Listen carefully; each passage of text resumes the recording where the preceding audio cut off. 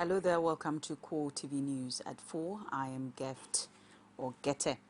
The Senate wants the Central Bank and other commercial banks to carry out awareness campaigns on the importance of the biometric verification number in rural areas. Senators took this position after deliberations and a motion by Deputy Minority Whip Senator Biodun Olujimi on the dangers posed to rural dwellers by the exercise.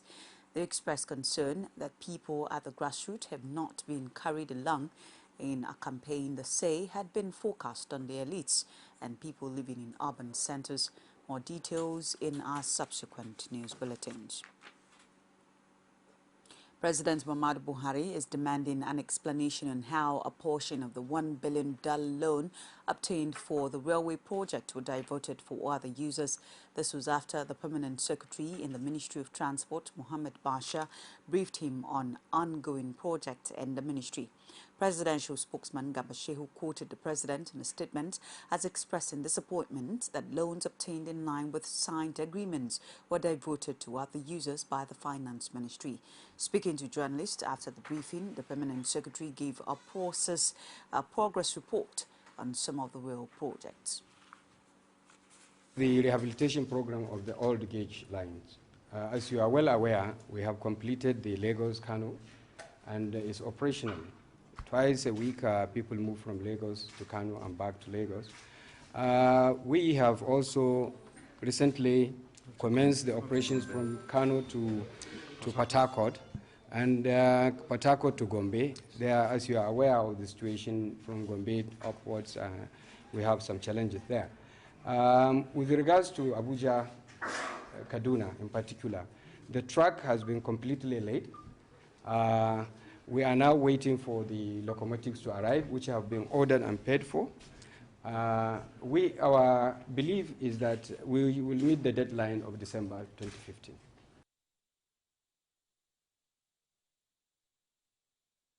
President Muhammadu Buhari is set to order an investigation into contracts involving the procurement of weapons for the military under the Goodluck Jonathan administration. The senior special assistant to the president on media and publicity, Garba Shehu, disclosed this in an interview with newsmen. Shehu spoke a few days after the immediate past chief of the foreign staff, Alex Bade, said he led a military that was ill-equipped. A former National Security Advisor, Colonel Sambo Dasuki, retired, had also said while some weapons and equipment procured by the administration of former President Goodluck Jonathan were used to fight insurgency during the later days of his tenure, some others were still being awaited. The presidential spokesman said Buhari was interested in taking stock of every naira that left the national treasury and for what purpose. Has said Nigerians were aware that books were already being checked and the exercise was not limited to the oil sector. President Muhammadu Buhari has constituted a Presidential Advisory Committee Against Corruption headed by Professor Itse Sage, a prominent professor of law and civil rights activist.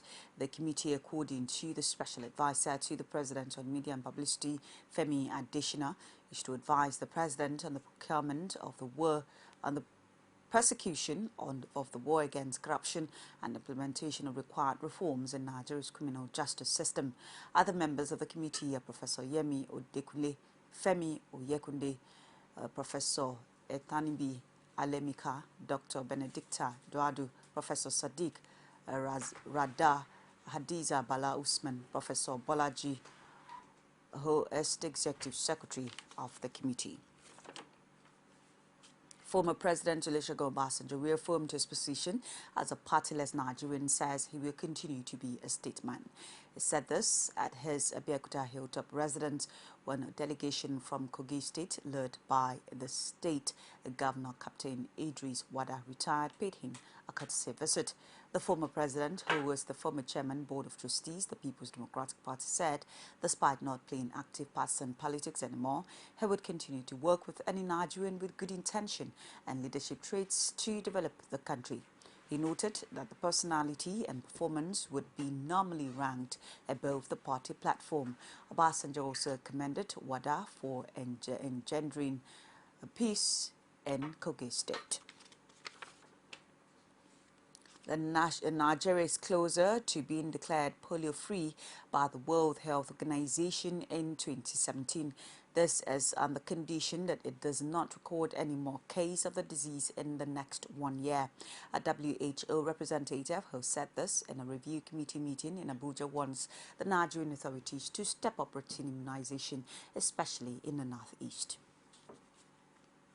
We're prepared, On, we think we can do more if the resources available to us are improved upon. So we're prepared. It would be wrong to expect Mr. President to react immediately. We made a presentation, which he didn't have preview of. He didn't have foreknowledge of what we were going to say. So it would be wrong to expect him to have reacted, almost immediately to what we said. So we expect Mr. President to chew over what we have said and come up with a response.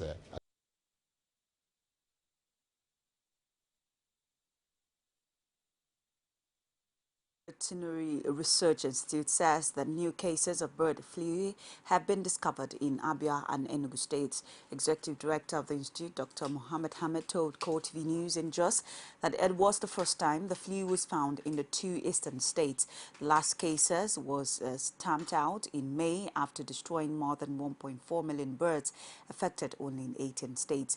Now the two states have come down with the disease and brought the total to 20 states.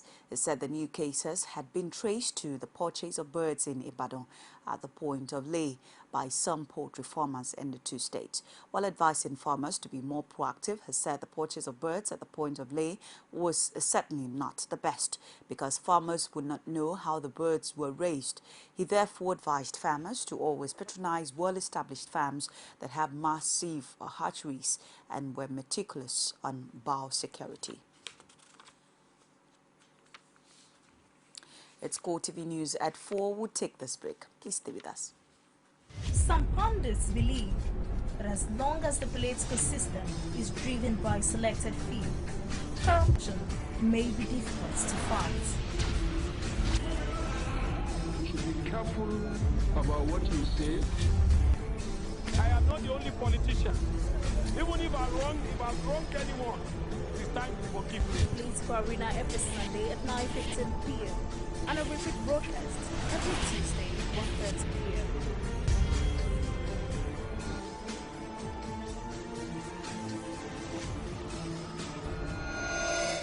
Welcome back. Good to have you stay on with us. Now, for more information on CoreTV News, you can reach us on our social media platforms, facebook.com/CoreTV News. On Twitter at CoreTV News NG.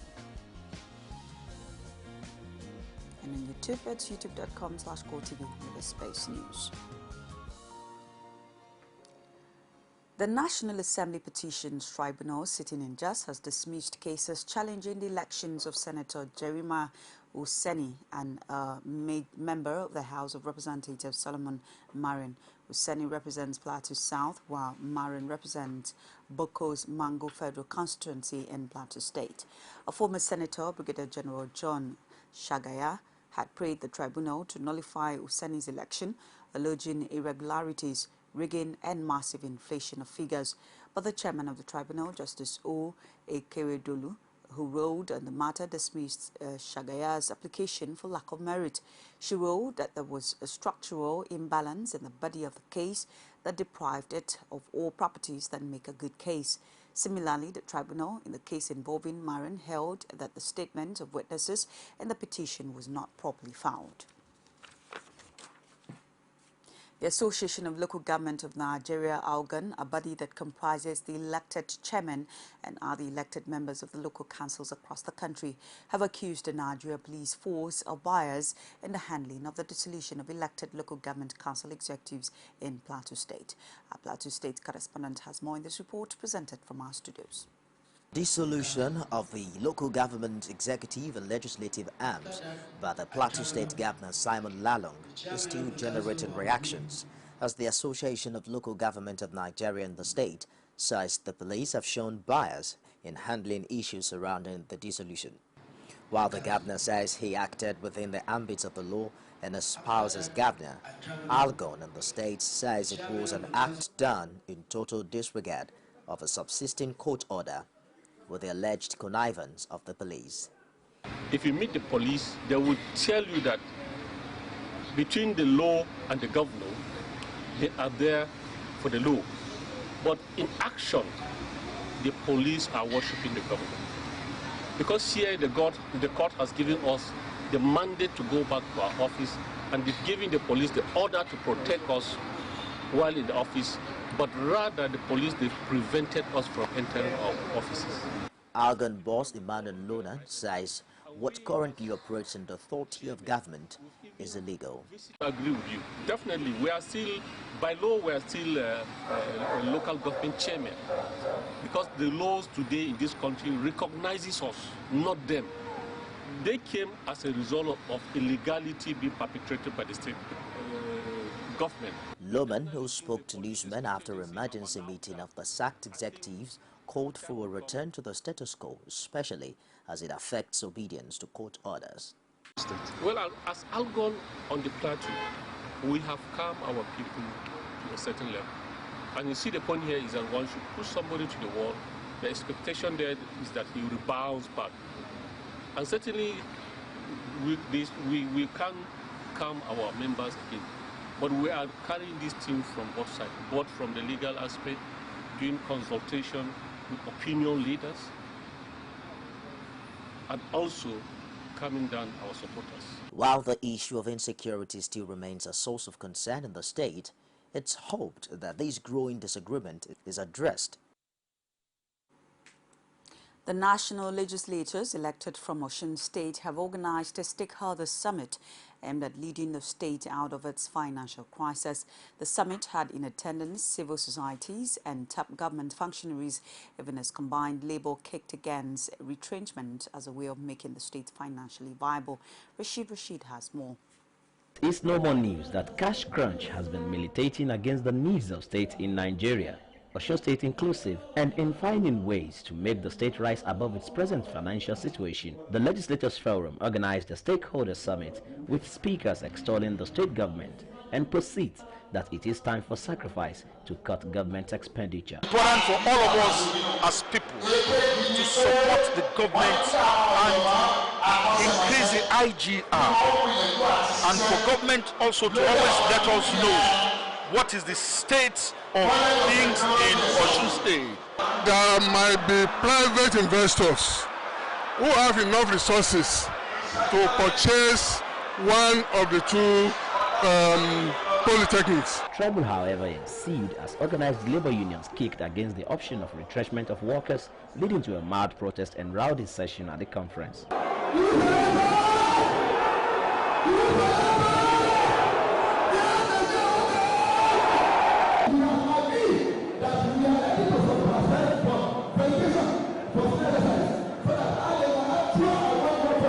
The government is surrounded by sacrifice. They believe much in consultants that does not work. The classroom work. The classroom, the theory does not make a person a good expert in agriculture. While the conference lasted, a harmonized communique was issued as an action plan for the state government's deliberation, as the governor, Raul Faregbeshola, promises not to rest on his oars. The administration is committed to their welfare, their well-being, peace and progress. We shall not relent in our efforts to give the best government to the people of the state of Osun. With two different summits held in Osun State within 2 weeks, Osun citizens are eagerly waiting to see the effect of these summits as it affects their lives positively and make living easier. Rashid, CoreTV News, Osogbo. Deputy Inspector General of Police Maman Safe is seeking better relations between the police in Kaduna and members of the immediate community. He made the suggestion during an inspection tour of the command headquarters. The Deputy Inspector General also spoke on how a good relationship would ease information flow.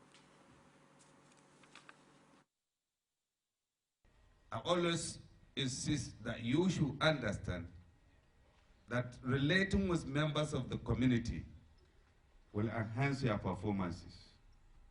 Don't constitute yourselves into bosses.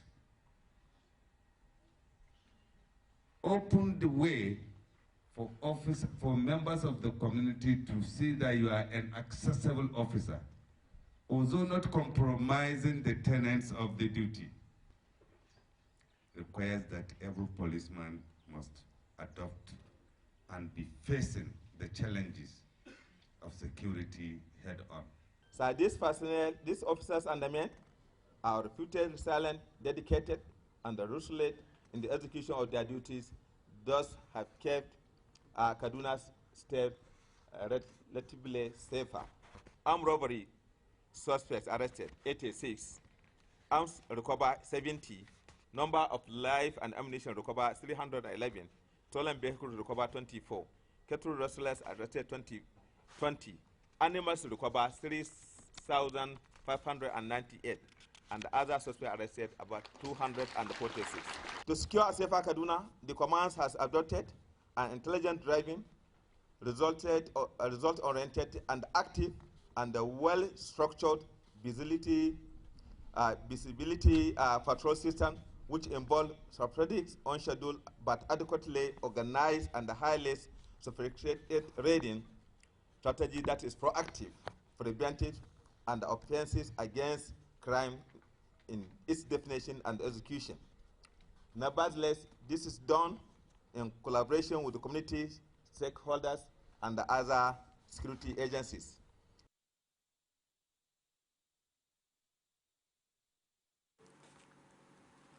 FCT Police Commissioner Wilson Inalegu has reassured residents of Abuja and its environs of the determination of his men to respond promptly to any distress call. Inalegu gave the assurance at the decoration of 18 newly promoted chief superintendents of police in the command. He also solicited public support through passing of valuable information to the force. We have is a pin down, and they're receiving a police post at Berger Roundabout. This is the physical security you can see. In addition to that, we have surveillance deployed around the clock. And what you see in Berger, I'll be surprised. We used to have such complaints, but of late I've not had any complaints at Berger. But now that you have raised it, we will revisit the area, but we have taken adequate measures. In fact, there we have even the police mobile force. We have our surveillance patrols in Berger roundabouts, and they are there 24/7. They don't even leave that point because of the importance, because it's a major takeoff point for residents, and we are very conscious of that. Another thing we are doing is addressing the issue of unpainted taxis. This we do in collaboration with the FCT Director of Road Traffic Services. And also we have the Joint Tax Team on city cleaning that conducts robust raids, proactive raids. So when we find suspicious people in those locations, we also conduct raids. But please leave the ranks behind you.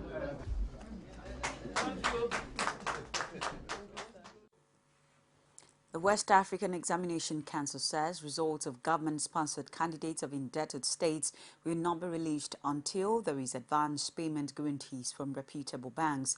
The head of Nigerian National Office of the Examination Body, Charles Eguridu, reiterated this while announcing the release of the 2015 May-June West African Senior School Certificate Examination.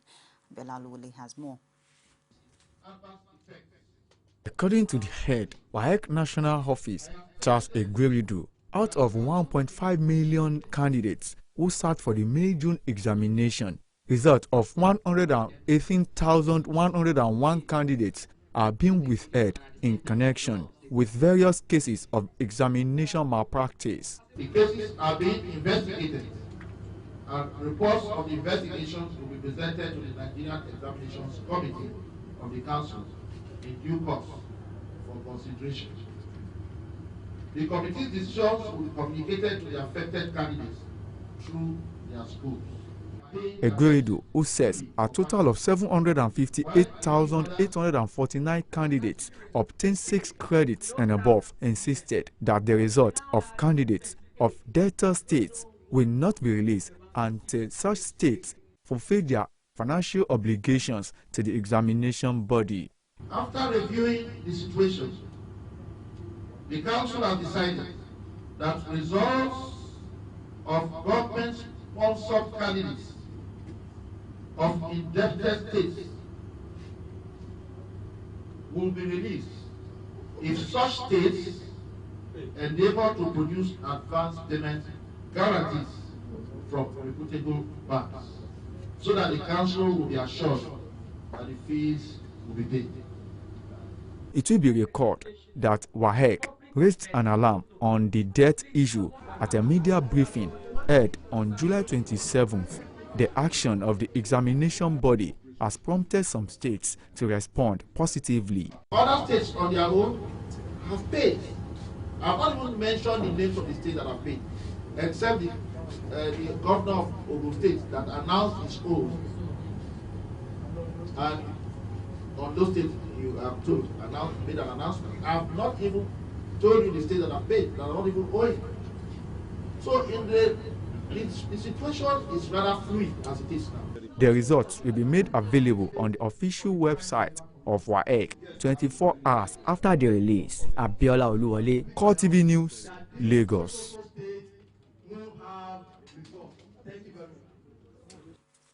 It's CoreTV News at 4. We'll take another break. Please stay with us. You can now watch CoreTV News live from anywhere in the world on our website www.coretvnews.com. Click on Live TV on our website and watch us live. And welcome to CoreTV Primetime Days. To follow us on Twitter, click on Twitter icon on our website. On Facebook, click on the Facebook and YouTube to see all our previous news production. You can also watch us live on YouTube. Click CoreTV, leave a space, then News. CoreTV News, our 24-hour news station. Welcome back. Greece has struck an agreement with creditors on the terms of a third bailout, paving the way for national parliament to vote on the deal before an August 20 payment falls due to the European Central Bank. After almost 2 weeks of intensive talks, the four institutions representing Greece creditors, the European Central Bank, the International Monetary Fund, the European Commission and the European Stability Mechanism Rescue Fund agreed on measures and prior actions that will unlock some 86 billion euros, 94 US billion in funds for Greece. The talk successfully wrapped up in the early hours of Tuesday, Finance Ministry spokesman Theodoros said in a text message. Finance Minister told reporters that just one or two very small details remained in Cummins' broadcast on Sky TV. A draft of the Memorandum of Understanding includes actions the country must pass immediately in terms of fiscal reforms and requirements before the aid can be released. President Muhammadu Buhari extends hearty congratulations to Nigeria's team at the just concluded Special Olympics in Los Angeles, United States. President Buhari commends the team for their diligence, dedication and wonderful performance at the Games, in which they won a total of 71 medals, including 34 gold medals. The president applauds the special athletes' inspiring victories in Angeles, which he believes epitomizes the true Nigerian spirit and his personal conviction that whatever challenges we face as a nation, we can overcome them with dedication, hard work and perseverance and rise to the highest possible levels of accomplishment. President Buhari assured the athletes that the federal and all Nigerians are very proud of their exhilarating and dominant performance at the Special Olympics, in which they won medals in all featured events. The president looks forward to receiving members of the team at the presidential villa to celebrate their brilliant victories in Los Angeles. The African Football Governing Body has revealed that the pairing for the CAF Under-23 tournament will take place next month in the Dakar Confederation of African Football. It will hold the draw for the second edition of the African Under-23 Championship in Dakar on September 14. The draw will see representatives from 8 African countries which have qualified for the tournament gather in the Senegalese capital to know their foes in the group stage. Stade Leopold, Dakar and Shade Caroline have been penciled down to host games of the competition, which spans from November 28 and December 12, 2015. Nigeria's under-23 team coached by Samson Siasia is one of 8 teams qualified to participate at the competition after a 2-1 aggregate win over Congo-Brazzaville and the final round of the qualifiers concluded earlier this month. Other participants are host Senegal, Algeria, Egypt, Tunisia, Mali, Zambia and South Africa. The championship will help pick Africa's 3 representatives at the 2016 Olympic Games in Rio de Janeiro, Brazil. The Nigeria Hockey Federation has concluded arrangements to select new players for the hockey national team. From the ongoing National Super League, members of the board told newsmen in Kaduna that players discovered during the competition will join some players who emerged from a recent age grade contest. The board is also not comfortable with the poor sponsorship of hockey competition in the country. This is not just a competition for the luxury of it. This nation has qualified for a continental meet, and here we're hitting 2 birds with 1 stone. First of all, it's a Super League qualification, which means from these boys we'll have a state that will represent Nigeria in the continental meet. There were 8 group tournament that was played in Abuja, and this is the best super or the highest tournament in the federation, which is the Super League. It is now ongoing. We will be here for a good 1 week. The purpose of this one is those who qualified the 18 from last year, who are now going to form probably our national team selection in this tournament.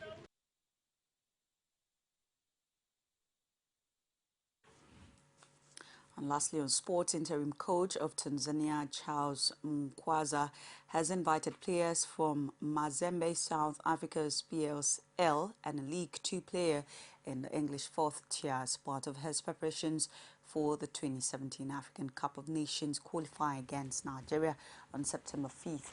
The team spokesman Boniface Wambura says Mkwaza has confirmed 29 home-based players for a 1-week home camp, which opened on August 9. Wambura added that the team will head out for a 10-day training camp in Turkey, where they would be joined by some overseas-based players, Mbwana Samata and Thompson Ulumwengo of Dr. Congo's Mazembe, Misho Ngaza of South Africa's Free State, Hassan Sembi, also of Santos FC of South Africa, and Adi Yusuf of Mansfield Town in the English League. 2 were all called up for the camp, according to the Tanzania Football Federation. And that's our news for this hour. Thank you so much for staying on with us. Join us again. I am Gift or Gete. Good evening.